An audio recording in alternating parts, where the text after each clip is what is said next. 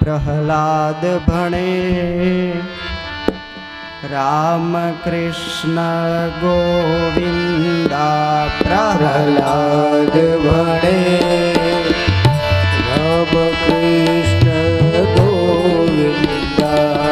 प्रहलाद भणे राम कृष्ण गोविंदा। प्रहलाद भणे राम कृष्ण गोविंदा। संतो भणे राम कृष्ण गोविंदा। संतो भणे राम कृष्ण गोविंदा।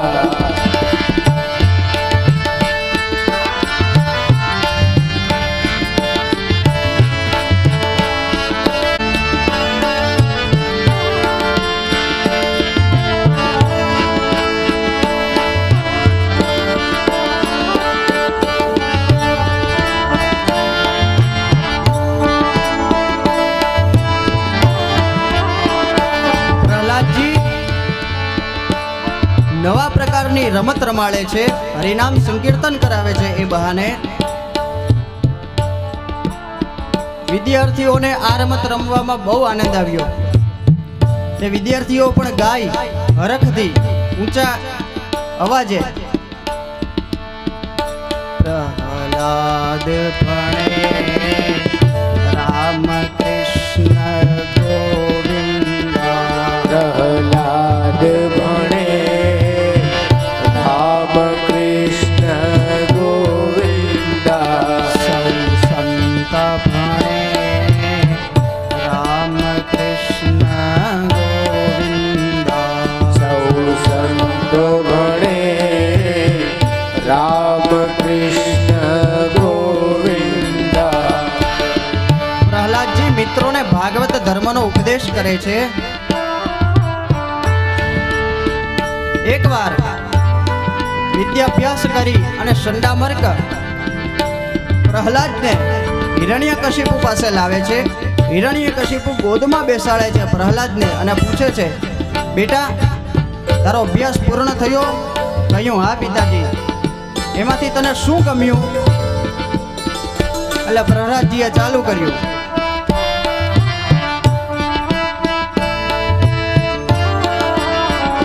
મને જે ગમ્યું એ કહું પિતાજી? તો કે હા. તત્સાધુ મન્યે સુરવર્ય દેહિનામ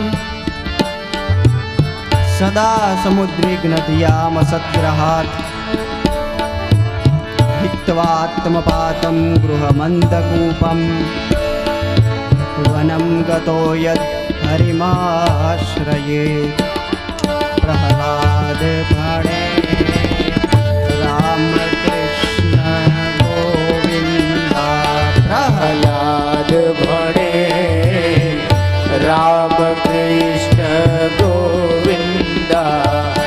પિતાજી, સંસાર ઊંડા અંધારા કૂવા જેવો છે. એમાં પડીને આત્મહત્યા કરવા કરતા વનમાં જઈ અને ભગવાન શ્રી હરિ નારાયણનું ભજન કરવું. હિરણ્યકશિપુએ સંડામર્કને બોલાવ્યા. કહ્યું, પાછળથી કોઈ આના કાનમાં ફૂંક મારી જાય છે. દેવતાઓ, ઋષિઓ, આનું ધ્યાન રાખો. પ્રહલાદને સમજાવે છે, જો પ્રહલાદ, વિષ્ણુ એ આપણો વેરી છે, એનું નામ ન લઈશ. પ્રહલાદજી કહે છે, પિતાજી, વિષ્ણુ એ આપણા વેરી નથી, એ તો સર્વભૂત માત્રના મિત્ર છે, આપણા જગત પિતા છે.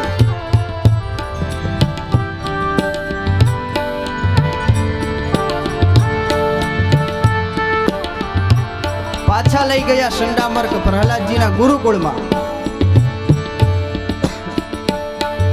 સંડામર્ક જ્યાં જાય ત્યાં વળી સૌ મિત્રો કહે પ્રહલાદજીને, પ્રહલાદ, તમે પેલી નવી રમત રમાડો ને. એટલે પ્રહલાદજી પાછું શરૂ કરાવે, પ્રહલાદ ભણે રામ કૃષ્ણ ગોવિંદા. પ્રહલાદ